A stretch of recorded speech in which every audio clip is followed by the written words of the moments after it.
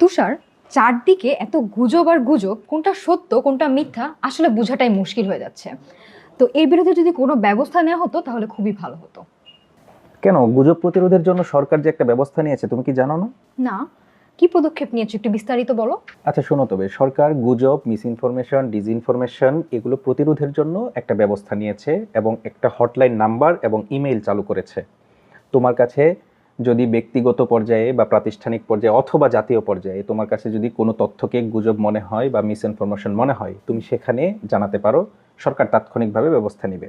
আর সেই নাম্বারটি হচ্ছে 01308332592। এবং তুমি যে মেলটি সরকার দিয়ে দিয়েছে সেই মেলে যদি মেল করতে চাও সেটি হচ্ছে notify@ncsa.gov.bd।